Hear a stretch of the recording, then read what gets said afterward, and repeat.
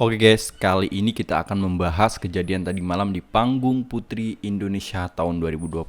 Nah, di panggung tersebut ada kejadian yang sangat membuat perhatian kita teralihkan, yaitu kejadian pada saat Kalista Iskandar, Putri Indonesia asal Sumatera Barat, gagal menyebutkan 5 sila Pancasila. Nah, kejadian itu membuat dirinya dibully kemana-mana. Banyak yang beranggapan kok bisa Putri Indonesia tidak bisa menyebutkan Pancasila. Sebetulnya hal tersebut adalah sangat-sangat wajar. Selain ada yang membuli, ada juga yang mendukung. Di sini kita punya Najwa Shihab.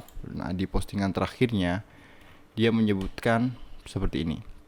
Ramai soal Putri Indonesia Sumatera Barat Kalista Iskandar yang sempat salah menyebutkan Pancasila saat menjawab pertanyaan Ketua MPR Bambang Susatyo. Saya jadi teringat pengalaman siaran langsung pertama kali gugup luar biasa. Saya sampai salah menyebutkan nama sendiri. Bayangkan, perdana muncul di televisi tapi memperkenalkan diri sebagai orang lain. Teringat juga pengalaman meliput bencana tsunami Aceh. Karena kekalutan situasi, saya menyebut kota Calang menjadi Calung. Usai laporan itu saya hampiri oleh seorang bapak sambil menangis karena ia menunggu kabar dari keluarganya di kota yang saya salah sebut tadi. Jadi saya bisa memahami kegugupan yang pasti berkali-kali lipat dihadapi Kalista tadi malam. Hanya diberi waktu menjawab 30 detik dengan riuh rendahnya sorakan penonton. Ketua MPR Bambang Susatyo yang tadi malam mengajukan pertanyaan hafalan.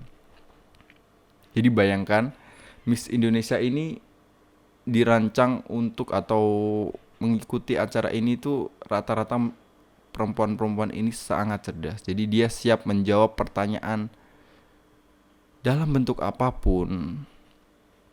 Misalkan pernyataan yang susah mengenai kemanusiaan, mengenai kesehatan mental atau apapun, dia akan bisa menjawab tanpa mengetahui pertanyaan itu sebelumnya.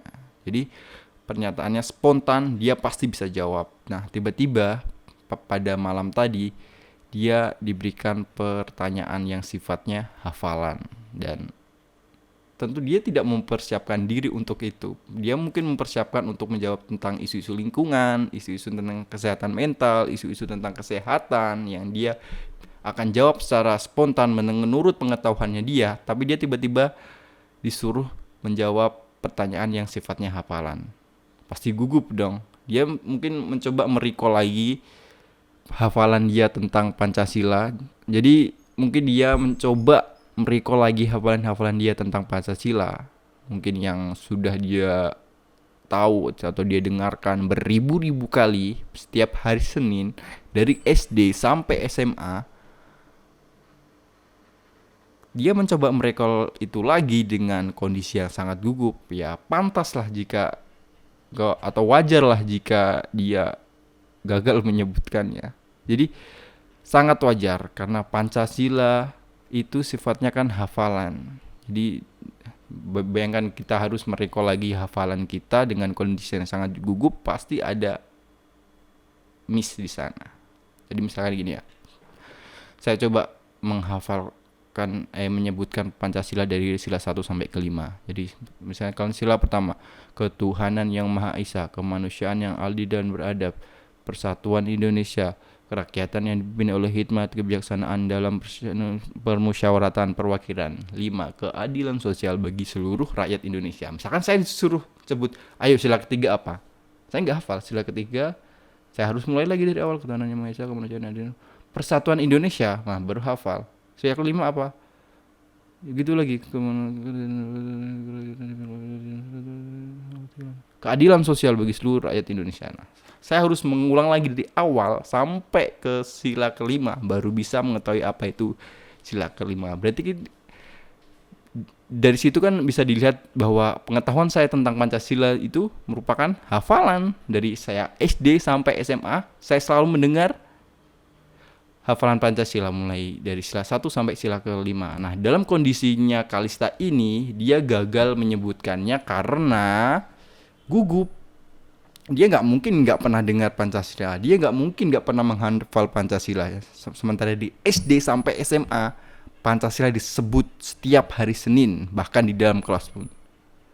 Jadi kita harus sama-sama mendukung Kalista bahwa kejadian tadi malam itu bukanlah bentuk ketidaktahuan Kalista terhadap Pancasila, tapi kejadian semalam itu adalah bentuk kegugupan Kalista dalam menyampaikan Pancasila. Oke. Jadi kita harus tahu bahwa teman-teman di Miss Universe ini adalah teman-teman pilihan, putri-putri pilihan Indonesia yang mewakili di tiap daerah mereka. Jadi kita sama-sama dukung, kita sama-sama maklumi bahwa kejadian tadi malam itu hanyalah sifatnya di luar kontrol Kalista karena Kalista sedang gugup. Jadi kita sama-sama sepaham dengan Najwa bahwa Kalista sedang gugup. Mohon teman-teman memaafkannya ya. Jadi mungkin sekian konten dari saya kali ini. Kurang lebihnya mohon maaf dan terima kasih.